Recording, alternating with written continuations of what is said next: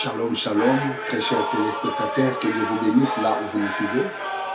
Bien, vous êtes dans CGC TV, croissez dans la grâce et dans la connaissance télévision avec le pasteur Jimmy Senga. Bien, très chers téléspectateurs, aujourd'hui, le thème de ma prédication est intitulé « Prêche cet évangile ». Bien, j'aimerais commencer par la prière avant d'attaquer cette prédication. Éternel Dieu, je te rends grâce pour ces privilèges que tu m'as accordés pour prêcher ta parole à la multitude de gens qui me regardent en ce moment. Laisse que ces messages apportent un plus dans la vie de tous ces à celles qui ont disposé leur cœur pour suivre cette prédication. Je bénis ton nom, c'est toi qui es notre Dieu, c'est toi qui es notre Seigneur. Reçois toute la gloire. Parce qu'en dehors de toi, il n'y a pas un autre Dieu. Je bénis ton nom, au nom de Jésus. Amen. Praise God, hallelujah. Praise God, hallelujah. Bien, très chers téléspectateurs, comme je vous ai dit, le thème de ma prédication est intitulé « Prêche cet évangile ». Bien, nous allons lire dans l'évangile de Saint Matthieu, chapitre 24, verset 14. Matthieu, chapitre 24, verset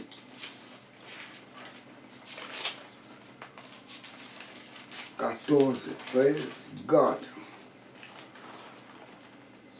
Cette bonne nouvelle du royaume sera prêchée dans le monde entier pour servir des témoignages à toutes les nations, alors viendra la fin. Je relis. Je suis dans Matthieu chapitre 24, verset 14. Cette bonne nouvelle du royaume sera prêchée dans le monde entier, pour servir des témoignages à toutes les nations, alors viendra la fin. Cette bonne nouvelle du royaume sera prêchée dans le monde entier. Le thème de cette prédication, je vous ai dit, est intitulé « Prêche cet évangile ». Cette bonne nouvelle du royaume sera prêchée dans le monde entier.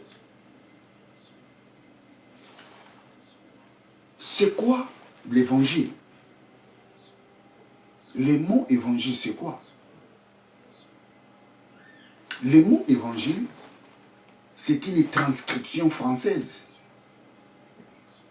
Mais ce mot vient du grec. En grec, le mot évangile, c'est euangelion. Euangelion. Je vais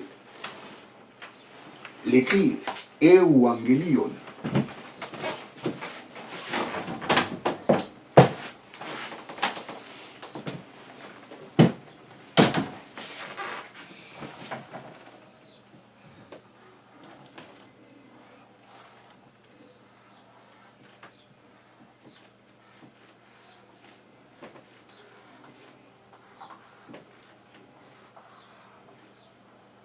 Euangelion.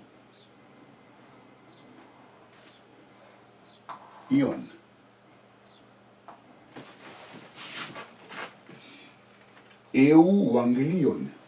Et ce mot a été transcrit en français par évangile.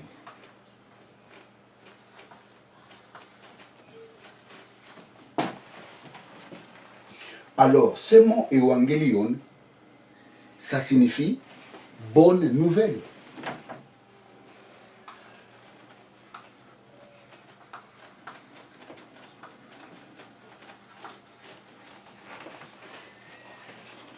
Bonne nouvelle.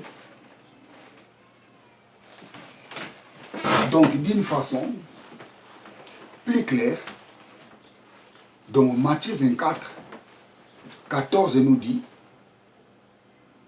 comme ça s'écrit ici, cette bonne nouvelle du royaume sera prêché dans le monde entier. Donc la bonne nouvelle, ça signifie l'évangile. Evangelion. Evangelion signifie bonne nouvelle. Et ce mot évangélion a été transcrit en français par évangile. Donc le mot évangile signifie bonne nouvelle. Ce mot évangélion vient du verbe evangelizo. Evangelizo.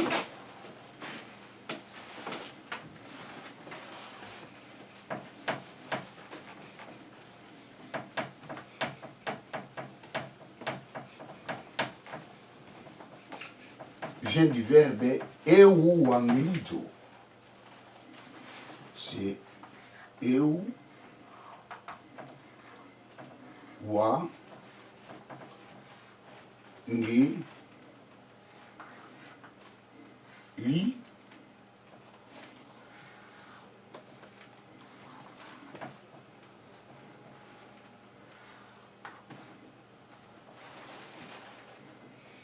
euangelizo. Ça signifie évangéliser ou bien annoncer l'évangile, annoncer la bonne nouvelle. Ça c'est en grec. Cette bonne nouvelle du royaume sera prêchée dans le monde entier pour servir de témoignage à toutes les nations. Alors viendra la fin. Vous savez, très chers téléspectateurs, aujourd'hui, plusieurs personnes parlent de l'évangile. C'est très bien. Mais il est très important de savoir, l'évangile, ça signifie la bonne nouvelle. La bonne nouvelle donne la joie. La bonne nouvelle relève. La bonne nouvelle fait quelqu'un qui était pauvre de devenir riche. La bonne nouvelle fait de quelqu'un qui était malade devient guéri. C'est ça la bonne nouvelle. La bonne nouvelle, ce n'est pas dire aux gens tu iras en enfer. La bonne nouvelle, ce n'est pas dire aux gens qu'il y a des liens familiaux. Par contre, la bonne nouvelle, c'est de dire aux gens que tu n'as plus de liens. Parce que quelqu'un a pris tes liens. Quelqu'un a brisé tous les liens que tu avais. C'est ça la bonne nouvelle. Mais ce que nous voyons aujourd'hui, c'est un peu contradictoire. Tu as des liens familiaux. Tu iras en enfer. Il ne faut pas faire ça. La colère de Dieu est sur toi. Non, très chers téléspectateurs. Oui, il y a des choses qu'un enfant de Dieu ne peut pas faire. Oui.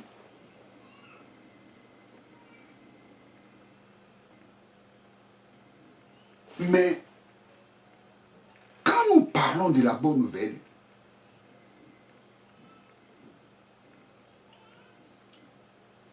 c'est de donner les gens l'espérance. C'est de donner les gens la joie de vivre. C'est de donner les gens les désirs d'aller en avant. C'est de donner les gens les goûts de marcher dans la foi. C'est ça la bonne nouvelle.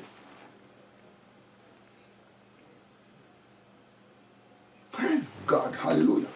Cette bonne nouvelle du royaume sera prêchée dans le monde entier pour servir de témoignage à toutes les nations. Alors viendra la fin. Alors c'est quoi la bonne nouvelle?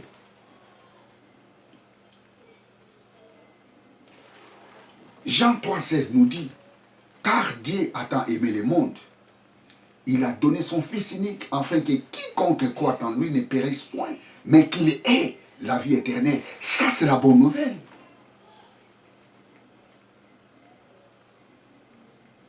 Dieu a donné son Fils. Donner signifie sacrifier. Dieu a sacrifié son Fils pour les humains. Parce que c'est le péché qui séparait l'homme avec Dieu. C'est le péché qui séparait l'homme et Dieu. Et Dieu, comme il aimait l'homme, pour ne pas le perdre, il a sacrifié son Fils. Il a sacrifié son Fils pour les humains. Il a sacrifié son Fils pour les hommes, pour les péchés. Et la Bible nous dit, afin que tous ceux qui croient en lui ne périssent point, mais qu'il ait la vie éternelle. Ça, c'est la bonne nouvelle. C'est ça que nous devons dire aux gens. Crois en Jésus-Christ pour que vous receviez la vie éternelle. Oui, tu es pécheur, oui, c'est vrai. Mais Dieu a sacrifié son Fils à ta place. Dieu a sacrifié son Fils pour tes péchés. À la place que tu meurs, c'est son Fils qui était mort. Et une seule chose que Dieu te demande, de croire que Jésus-Christ était mort pour toi. C'est de croire que Dieu l'a ressuscité d'entre les morts, afin que vous recevez la vie éternelle. Ça, c'est la bonne nouvelle. Praise God, hallelujah. La bonne nouvelle, c'est quoi? La bonne nouvelle, c'est de dire aux gens, voici l'agneau de Dieu qui ôte les péchés du monde. Jean chapitre 1er, verset 29. Voici l'agneau de Dieu qui ôte les péchés du monde. Seul Jésus qui efface les péchés des hommes. Quand tu crois en lui, il efface tous tes péchés. Praise God, hallelujah. Voici l'agneau de Dieu qui ôte les péchés du monde. Si tu crois en Jésus-Christ, tous tes péchés sont pardonnés. J'ai dit, tous tes péchés sont pardonnés quand tu crois au Seigneur Jésus-Christ. Alléluia, alléluia. Le problème, c'est de croire seulement. Tout ce que tu as fait, quand tu crois en lui, tes péchés sont pardonnés. Ça, c'est la bonne nouvelle. Et cette bonne nouvelle que je viens de vous annoncer, si tu crois au Seigneur Jésus-Christ, tous tes péchés sont pardonnés. Voici l'agneau de Dieu qui ôte les péchés du monde, qui ôte les péchés des pécheurs. Praise God, hallelujah. Ça, c'est la bonne nouvelle. Et que nous dit la Bible dans le livre des Actes des Apôtres. Nous allons lire ça. Actes chapitre 4, verset 12. Actes chapitre 4, verset 12. Actes des Apôtres.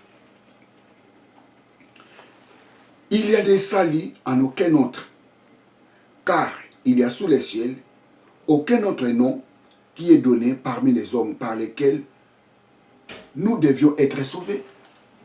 Il y a des salis en aucun autre nom. Aucun nom peut te sauver, très chers téléspectateurs. Aucun saint peut te sauver. Seul le nom de Jésus qui sauve. Aucun saint peut te sauver. La Bible nous dit, il y a les salis en aucun autre nom.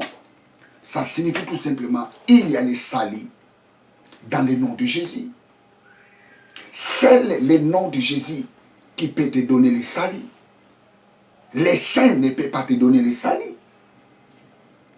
Les patriarches ne peuvent pas te donner les salis. Les pasteurs ne peuvent pas te donner les salis. Les prêtres ne peuvent pas te donner les salis. Les évêques ne peuvent pas te donner les salis. C'est Jésus qui peut te donner les salis parce qu'il y a les salis en aucun autre nom. C'est le nom de Jésus qui donne les salis. Praise God, hallelujah. C'est cette bonne nouvelle que je viens de t'apporter, très chers téléspectateurs. Que nous dit la Bible dans Romains, chapitre 6, verset 23. Les salaires du péché, c'est la mort. Mais les dons gratuits de Dieu, c'est la vie éternelle en Jésus-Christ. Oui, les salaires du péché, c'est la mort. Mais les dons gratuits que Dieu nous a donnés, c'est la vie éternelle. Et tu peux recevoir cette vie éternelle lorsque tu crois au Seigneur Jésus-Christ. Lorsque tu crois en lui, tu as la vie éternelle. Praise God, hallelujah, praise God, hallelujah. Oui, les salaires du péché, c'est la mort. Mais Dieu nous a donné la vie éternelle comme un don gratuit. Il nous a donné un don gratuit de la vie éternelle. Et quand est-ce qu'on peut recevoir ces dons gratuits? Lorsqu'on accepte Jésus-Christ comme Seigneur et Sauveur. Oh, praise God. Hallelujah. Praise God. Hallelujah. Prêche cet évangile. L'évangile, c'est la bonne nouvelle.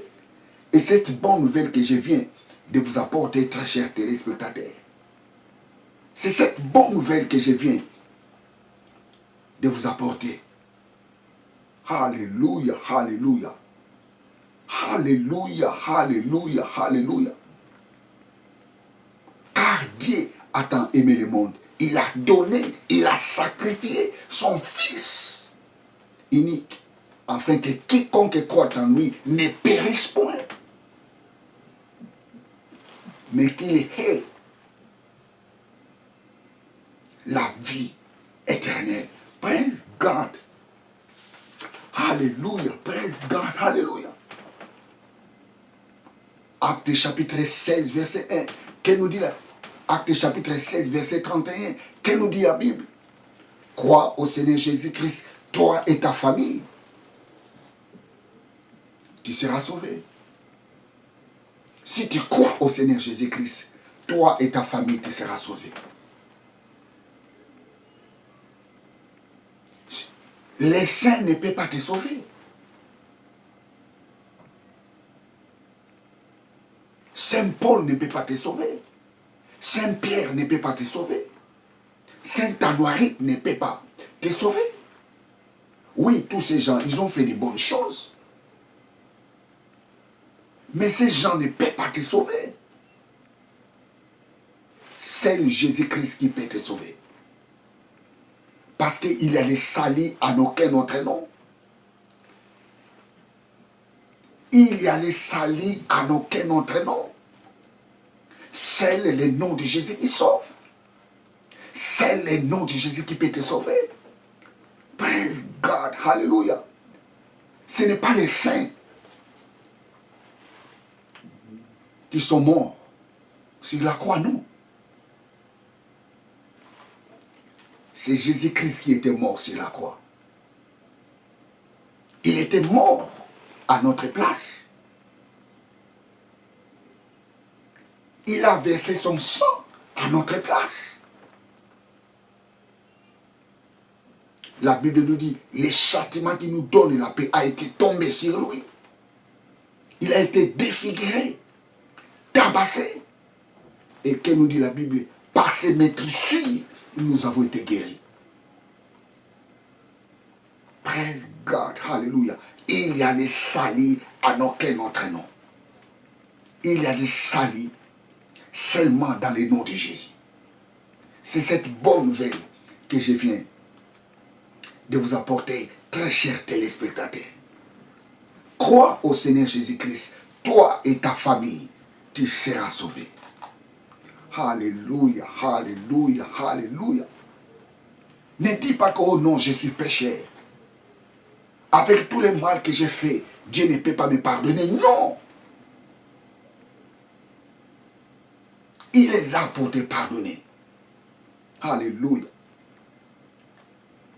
Qu'elle nous dit la Bible dans l'évangile de Saint Matthieu? Matthieu chapitre 11, verset 28. Venez, vous tous qui êtes chargés et fatigués, je vous donnerai du repos. Venez, vous tous qui êtes chargés. Tous les problèmes que tu as, tous les fautes que vous avez faites. La bonne nouvelle que je viens de vous apporter, amenez tous ces fardeaux vers Jésus. Et il te donnera du repos. Il te pardonnera. Praise God. Alléluia. Venez, vous tous qui êtes chargés et fatigués, je vous donnerai du repos. Praise God. Alléluia. C'est ça la bonne nouvelle que je viens de vous apporter. Alléluia. Alléluia. Alléluia. Il est là pour toi. Il est là pour que tu déposes tous tes fardeaux devant lui. Il est prêt pour te décharger. Quelles que soient les grandes fautes que vous avez faites, il est là pour te décharger. Crois en lui. Crois au Seigneur Jésus-Christ, toi et ta famille. Tu seras sauvé. Praise God. Alléluia. Alléluia. Que personne ne te condamne, très cher téléspectateur. Tu es en Christ, que personne ne te condamne. Parce que la Bible nous dit, il n'y a plus de condamnation pour ceux qui sont en Christ. Que personne ne te condamne. Que ta conscience ne te condamne pas. Libère-toi. Parce qu'il n'y a plus de condamnation pour ceux qui sont en Christ. Christ a effacé tous tes péchés. Les jours où tu as cru en lui, il a effacé tous tes péchés. Alléluia, alléluia, alléluia, alléluia. Praise God, alléluia. Prêche cet évangile, la bonne nouvelle. C'est cette bonne nouvelle que je viens de t'annoncer, très chers téléspectateurs. Que nous dit la Bible dans le livre de Saint Jean, Saint Jean chapitre 1er verset 12. À tous ceux qui l'ont reçu, à tous ceux qui croient à son nom, Dieu leur a donné le pouvoir de devenir enfants de Dieu. Tu es enfant de Dieu. Les jours où tu as accepté Jésus-Christ comme Seigneur et Sauveur, c'est à partir de ces jours-là, tu étais devenu enfant de Dieu. Tu es enfant de Dieu. Tu es le co-héritier avec Christ. Christ est héritier, toi aussi tu es héritier. Tu es dans la promesse de Dieu. Tu es dans l'accomplissement de la promesse de Dieu. Tu es de la postérité d'Abraham. Le monde est ton héritage. Praise God, hallelujah. Le monde est ton héritage. Que nous dit la Bible? Les justes hériteront la terre. La terre est ton héritage. J'ai dit, la terre est ton héritage. Parce que les justes hériteront la terre. Praise God, hallelujah. Praise God, hallelujah. Praise God, hallelujah. Tel qu'il est, tel que tu es dans ce monde. Tel que Dieu est, tel que tu es dans ce monde. Oh, praise God, hallelujah, praise God, hallelujah. Et la bonne nouvelle ne se limite pas seulement par ça. La bonne nouvelle, c'est quoi encore? La bonne nouvelle, c'est une puissance pour les salut de quiconque croit. La bonne nouvelle est une puissance. Je lis Romains chapitre 1er. Romains chapitre 1er.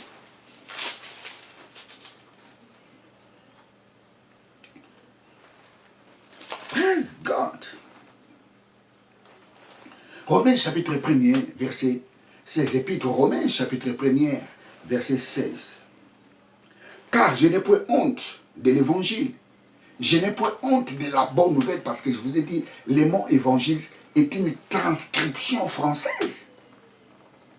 Mais les vrais mots qu'on devrait placer ici pour une meilleure compréhension, je n'ai point honte de la bonne nouvelle. C'est une puissance de Dieu pour les salut de quiconque croit. La bonne nouvelle est une puissance. Quand tu crois à la bonne nouvelle, cette bonne nouvelle devient une puissance. Dunamis. Quand tu crois à la bonne nouvelle, cette bonne nouvelle ne sera pas seulement un discours pour toi. Non. Cette bonne nouvelle devient une puissance. Et cette bonne nouvelle devient une puissance lorsque tu crois à cela. Alléluia, alléluia, alléluia. La bonne nouvelle est une puissance pour les salut de quiconque croit. Nous allons lire Épître aux Corinthiens, chapitre 1er, Épître aux Corinthiens, chapitre 1er,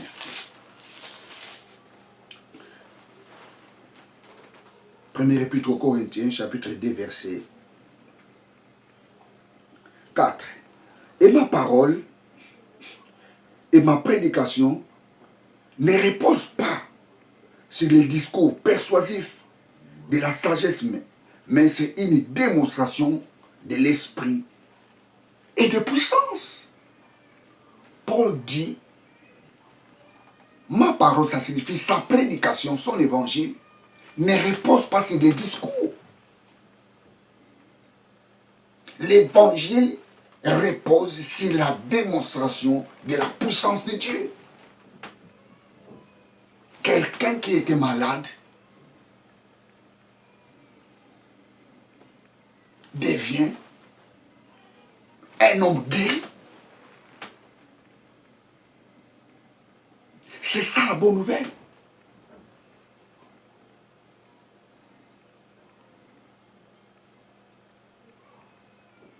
La bonne nouvelle guérit. La bonne nouvelle change. La bonne nouvelle fait que quelqu'un qui était malade, on prie pour lui sans prendre les médicaments. La personne est guérie. Je ne dis pas qu'il ne faut pas prendre les médicaments. Si tu veux prendre les médicaments, c'est bien. Parce que cette intelligence-là, c'est Dieu aussi qui a donné cette intelligence aux hommes. Praise God, hallelujah. La bonne nouvelle change. Paul dit, mon évangile ne repose pas sur des discours persuasifs. La bonne nouvelle fait quelqu'un qui était pauvre et devenir riche. La bonne nouvelle fait que quelqu'un qui était malheureux devient un homme heureux ou bien une femme heureuse. La bonne nouvelle relève les paralytiques. La bonne nouvelle fait quelqu'un qui était aveugle et recouvre la vie. L'évangile ne repose pas sur des discours. L'évangile est une puissance pour les salut de quiconque croit. Écoutez, la parole de Dieu a deux faces. La première face, c'est quoi de la parole de Dieu? Si tu considères ce livre comme un livre de philosophe, rien qui va se passer dans ta vie. Ça sera comme tout autre livre. Ça, c'est la première face de ce livre. Tu peux mémoriser tous les versets bibliques qui se trouvent dans ce livre. Et il n'y aura pas de l'impact dans ta vie. Ça, c'est la première face. La deuxième face de ce livre, si tu crois à tout ce qui est écrit ici, tu les crois dans ton cœur. Et c'est par là, ce livre deviendra un livre surnaturel. L'évangile est une puissance pour les salut de quiconque croit. La bonne nouvelle est une puissance lorsque tu crois à tout ce qui est écrit ici. Praise God, hallelujah. Praise God, hallelujah, praise God. Paul dit, hey, mon évangile ne repose pas sur des discours persuasifs, mais mon évangile est reposé aussi par la démonstration de la puissance. C'est ça la bonne nouvelle. Praise God, hallelujah, praise God, hallelujah. Jésus aussi a confirmé cela. Vous savez, les disciples de Jean-Baptiste disent, ont envoyé, plutôt Jean-Baptiste a envoyé ses disciples vers Jésus lorsqu'il a été arrêté.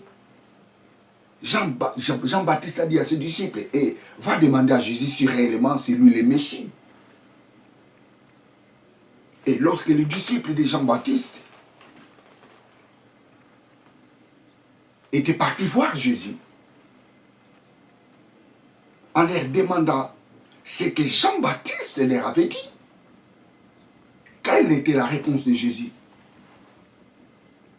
Nous allons lire ça, Matthieu chapitre 11. Matthieu chapitre 11, nous allons lire ça. Matthieu chapitre 11.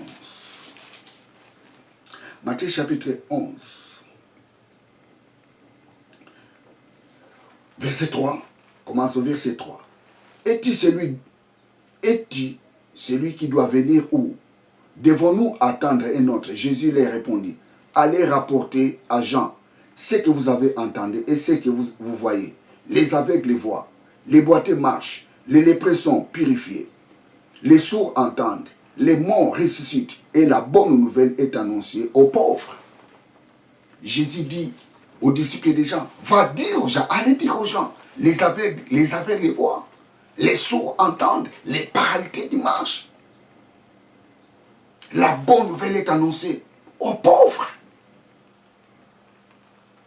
La bonne nouvelle, Jésus confirme à Jean que la bonne nouvelle, c'est la démonstration de la puissance de Dieu.